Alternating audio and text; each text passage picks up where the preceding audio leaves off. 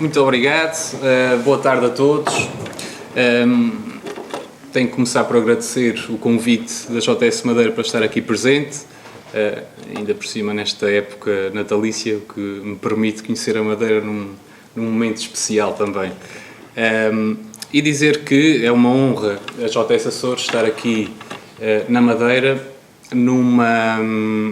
época de mudança, num momento de mudança, depois de umas eleições autárquicas que vieram realmente marcar a diferença para este arquipélago, o que nos permite também trocar aqui algumas impressões sobre aquilo que tem sido feito nos Açores a bem das populações,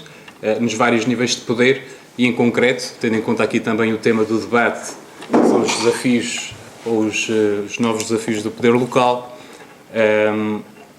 dar também a perspectiva que temos daquilo que tem sido o exercício dos mandatos autárquicos no arquipélago dos Açores. Cabe-me a mim abrir aqui as hostes, após este compasso de espera. Eu tinha trazido uns rabiscos para servirem aqui de base à intervenção, mas como ficaram no carro, vou ter que improvisar e tentar lembrar-me de tudo aquilo que queria dizer. E gostava de começar por dizer-vos que depois do dia 29 de setembro começou uma nova era na política madeirense. E é bom que todos vós tenham essa consciência e tenham bem presente que o vosso contributo daqui para a frente será ainda mais importante para mudar o rumo que a Madeira tem seguido ao longo dos últimos anos. E um bom princípio é começar através do poder local, precisamente porque é o poder que garante, ou que é a melhor expressão da autonomia e da subsidiariedade do exercício do poder, e porque, sobretudo, é o poder mais próximo das pessoas e, portanto, é a melhor forma de nós chegarmos mais perto de cada um dos cidadãos e de tentarmos fazer com que eles compreendam e com que eles percebam, no fundo, que existem formas diferentes de fazer política do que aquelas a que estão habituados aqui no arquipélago. Eu penso que o primeiro ponto que merece aqui um destaque é a necessidade de existir uma perspectiva de intervenção política e de investimento público diferente. Por exemplo, nós nos Açores podíamos ter feito o mesmo que o Alberto João Jardim fez aqui na Madeira, ou seja, investir independentemente das nossas condições financeiras, investir mais e mais e mais. Só que a consequência seria aquela que vocês viram que aconteceu cá. Ou seja, a determinada altura teríamos que ser sujeitos a um programa de assistência económica ou financeira, teríamos que ficar sujeitos a altas e gravíssimas medidas de austeridade e ficaríamos bloqueados a nível de investimento público numa altura, sobretudo com a conjuntura que enfrentamos neste momento, que não nos permitia criar as políticas necessárias no âmbito social para precisamente tentar criar aqui algumas condições familiares e sociais para ultrapassarem estes desafios, que são grandes. E gostava-vos de dizer o seguinte: o poder local, na minha perspectiva, tem que ser encarado nas regiões autónomas de uma forma diferente. Temos que adaptar aquilo que são os desígnios do poder local às necessidades de regiões insulares. E nós nos Açores, quando estivemos a preparar as eleições autárquicas, nós, JS, fizemos questão de debater em todos os concelhos com os jovens, sejam socialistas ou independentes, ou mesmo aqueles dos outros partidos que se quiseram unir a nós na discussão do futuro de cada uma das autarquias, e fizemos os debates Pensar o Concelho. Esses debates foram realizados em todos os concelhos dos Açores e acabaram por culminar na convenção autárquica que fizemos 2 ou 3 semanas antes das eleições, que serviu precisamente para nós apresentarmos o nosso manifesto autárquico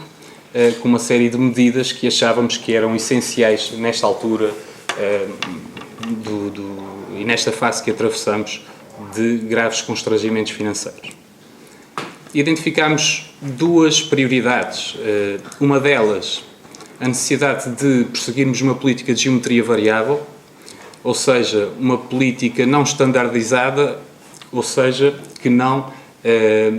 fosse aplicada de forma igual para todas as ilhas e para todos os concelhos. Ou seja, sentimos a necessidade de adaptar as políticas à realidade de cada um dos concelhos, à realidade de cada uma das localidades. E com isso, tivemos que estudar bem os constrangimentos e as oportunidades de cada concelho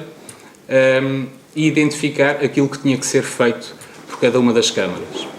Claro, sobretudo no que diz respeito a políticas de juventude. Todo este trabalho acabou por culminar no tal manifesto, que foi entregue a todos os candidatos do Partido Socialista às câmaras municipais e por um lado por sorte, mas por outro lado também por reconhecimento do trabalho que foi feito, muitas das medidas acabaram por ser incluídas nos manifestos eleitorais e muitas delas serão, estamos certos, aplicadas. Esta política de geometria variável, no entanto, tem uma dimensão um pouco superior àquilo que são as medidas de âmbito local. Nós queríamos, com isto, defender um plano de coesão territorial para os Açores. E é um plano que eu acho que faz sentido aqui também na Madeira. Apesar de serem só 2 ilhas,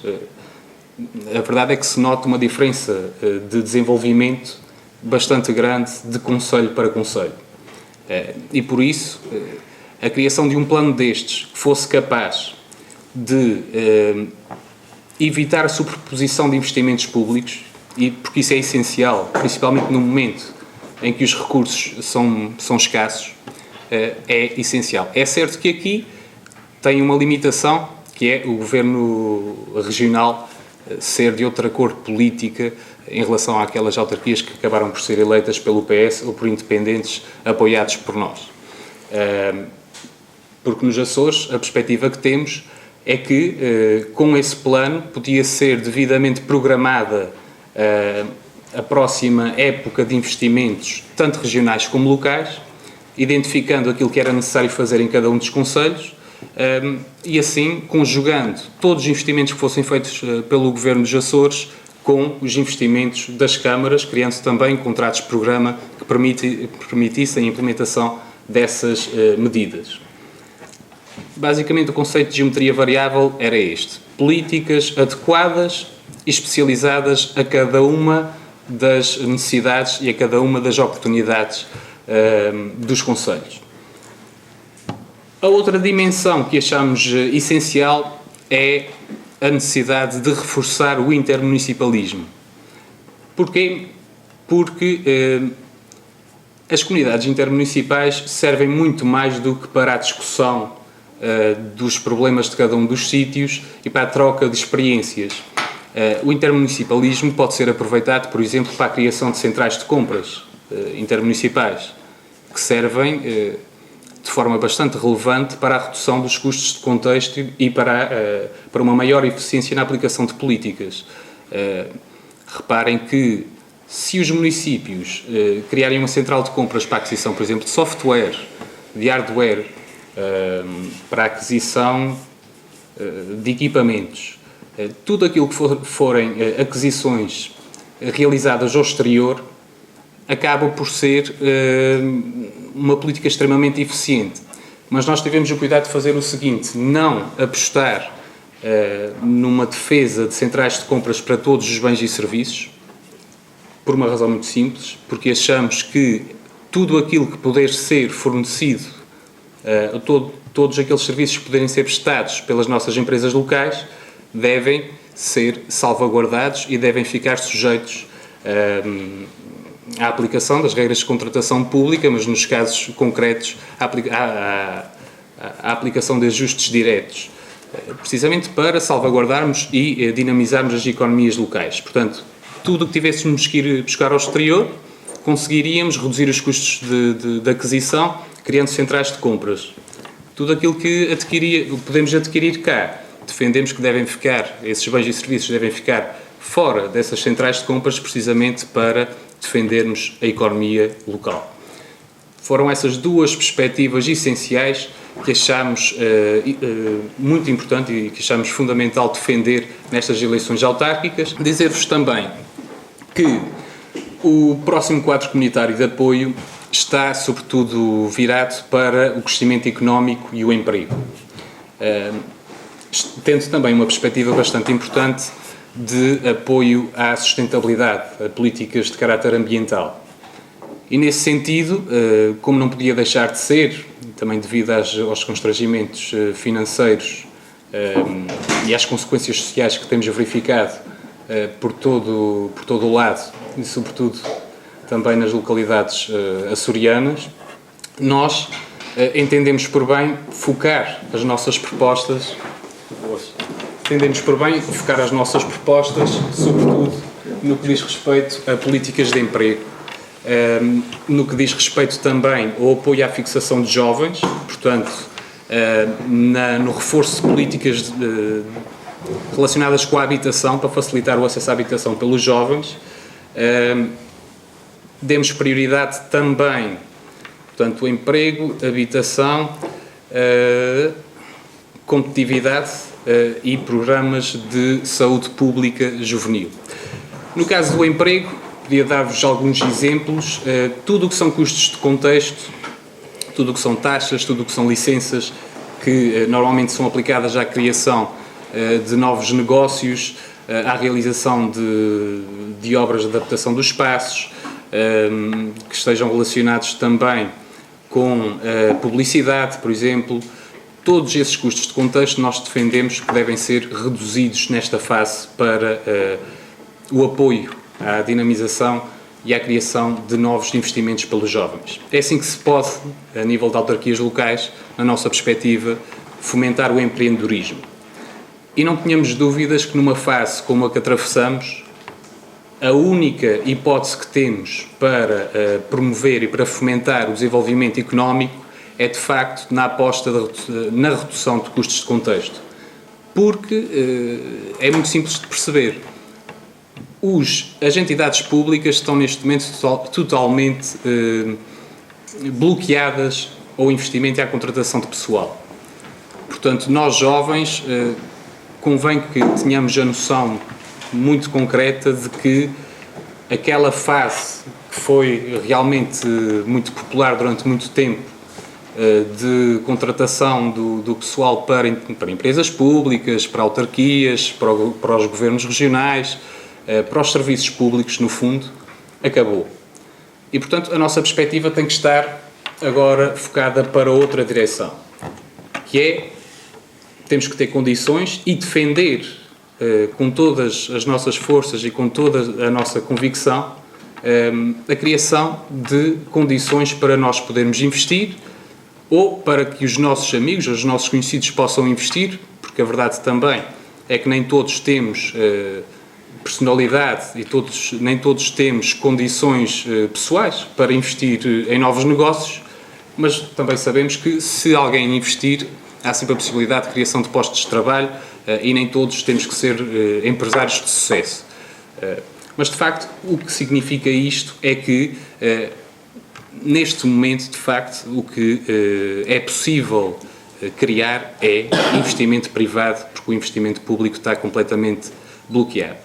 Portanto, na redução de custos de contexto, outra prioridade que defendemos é a criação de prémios de reconhecimento da criatividade, por exemplo, a criação de concursos, por exemplo, a nível local, em que se premie os melhores projetos apresentados para a criação de negócios, a criação de apoios concretos a novos investimentos, sobretudo nas áreas das indústrias criativas, que são áreas passíveis de exportação com maior facilidade, porque normalmente não abrangem ou não implicam a exportação física de bens, estão relacionadas com a exportação de serviços, e neste momento com a internet nós conseguimos produzir uma série de bens e materiais que conseguimos vender para qualquer parte do mundo, e portanto a nossa perspectiva também está virada para aí, mas também temos a preocupação com a sustentabilidade, com a criação de políticas ambientais e com a orientação dos investimentos para investimentos responsáveis, para infraestruturas responsáveis que tenham a capacidade de aproveitar as energias renováveis e que reduzam também a nossa necessidade de importação de combustíveis. Portanto, no fundo, as nossas políticas e na nossa perspectiva, aquilo que temos defendido,